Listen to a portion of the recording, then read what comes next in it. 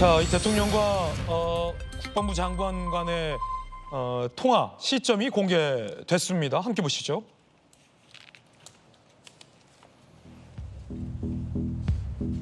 자, 2023년 7월 31일 임성근 사단장 사퇴 준비 11시 국가안보실 회의에서 VIP 격려했다라는 주장들이 나왔고 11시 17분 해병대가 임성근 사단장의 직무 배제를 준비 중이고 있었는데 그때 대통령과 국방부 장관 간의 통화가 이루어졌다.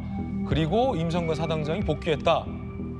대통령실과 이종섭 장관 간의 통화 이후에 임성근 사단장이 복귀했다라는 주장이 나왔습니다. 자, 대통령과 국방장관의 세 차례 통화도 논란인데 검찰총장 당시에 쓰던 핸드폰으로 이종석 당시 국방장관과 세 차례 통화가 있었다는 거예요. 총 18분 40초간의 통화다라는 내용입니다. 통화 내용은 알려지지 않았습니다. 자, 이를 두고 야당에서는 박근혜 전 대통령의 태블릿 PC다, 직권 남용이다, 탄핵감이다라고 비판을 하고 있고요. 반면 대통령실에서는 국군 통수권자로서의 정당한 지휘권이다라고 반박하고 있습니다. 이종섭 전 장관 측은 경로를 접한 사실 없고 사단장 빼라는 말을 들은 적도 없다. 대통령 군 통수권자, 장관을 통해 군에 대한 지휘권 행사는 외압이 될 수 없다라는 입장입니다.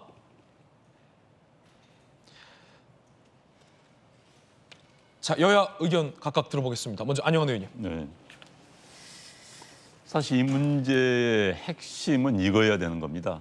최상병이 숨졌는데 어떤 잘못된 지시에 의해서 숨졌는지 그 원인을 파악하는 게 가장 중요합니다. 우리 안타까운 젊은이가 숨졌는데 왜? 어떻게 해서 어떤 과정을 그렇죠. 거쳐서 누가 뭘 잘못했길래 이게 중요한데 지금 상황은 그게 지금 핵심이 아니라 그 조사하는 과정에 뭐가 있었느냐 이게 지금 돼버렸거든요. 그래서 지금 그런 현재 뭔가 좀 잘못된 것 같은 느낌이 들고요. 전 이제 기본적으로 지금 이제 전화를 한 대통령과 장관이 세 차례 전화를 한 게 밝혀졌으면 전 용산서도 이제 좀 내용에 대한 설명이 나와야 된다고 봅니다. 어떤 목적의 통화였는지, 그렇죠. 어떤 통화였고 어떤 내용을 통화했는지 지금 국민들이 굉장히 궁금해할 수밖에 없는 것이죠. 그러나 단 그렇다고 해서 대통령이 전화를 할 수가 없는데 전화를 했다라고 볼 수는 없는 것이죠. 대통령은 군 통수권자입니다. 국방장관을 통해서 군을 지휘할 수 있는 겁니다. 그래서 네. 대통령은 언제든지 지휘를 하고 전화 통화를 할 수가 있는 것이죠. 그 자체를 문제 삼을 수는 없는 거고요. 또 그걸 가지고 대통령이 자기 직무에 반하는 행위를 했다 이렇게 볼 수도 없는 겁니다. 저는 그걸 무슨 직권남용이라든지 또 장관도 행위를 직권남용을 따지기 시작한다면 어떤 업무도 할 수 없습니다. 저는 사실 직권남용이라는 게 지난 정부 과정에서 지난 정부 때부터 이제 적용되게 된 범죄인데 직권남용 그 전에는 적용한 경우가 없었습니다. 직권남용을 계속 적용하기 시작하면 행정부의 업무가 사실 마비될 겁니다. 겁나서 할 수가 없는 거예요. 저도 사실 그런 경험을 많이 행정부에서 했었는데 그래서 그건 이제 좀 별개로 따져야 될 것 같고요. 어찌됐든 용산서도 이제 어느 정도 이에 대한 설명이 나와야 될 것 같고요. 또 이 문제를 너무 부풀려서 정치적으로 이용해서는 아니 된다.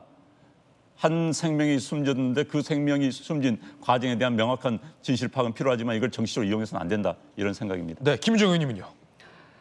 특검법에 명시하고 있는 것이 첫 번째가 이 사망 사건 자체에 대한 조사입니다. 그리고 두 번째가 수사 방해나 외압이나 은폐에 관한 거기 때문에 첫 번째는 왜 내버려두고 두 번째에 초점을 맞춰서 정치적 정쟁으로 활용하려고 하느냐라는 얘기는 팩트가 아니라고 말씀드리고요.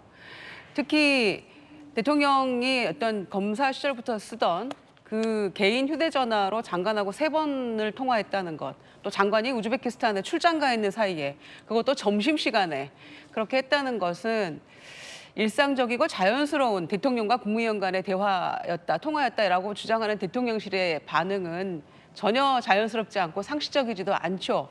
그리고 그 이후에 일어나는 일련의 박정훈 수사단장의 보직 해임이랄지 다시 이첩했던 거를 회수한다랄지 이런 모든 일련의 상황들은 대통령과의 통화 이후에 일어난 일들이기 때문에 이거는 뭔가 이 사건의 트리거가 될 수 있다라고 야당은 보고 있는 것이고 또 이종석 장관도 7월 28일부터 8월 9일 국방부 조사본부에 이 사건이 넘어가기 그 사이에 40여 차례 대통령실과 장관들 경호처장 통화가 있다는 게 지금 드러나고 있잖아요. 이런 모든 것들이 이 사건이 왜 수사 외압이고 은폐하려는 시도가 있었다라는 것에 야당이 초점을 맞출 수밖에 없는가를 보여주는 사실들이라고 생각합니다. 예, 저희들은 60초 광고 보고 돌아오겠습니다.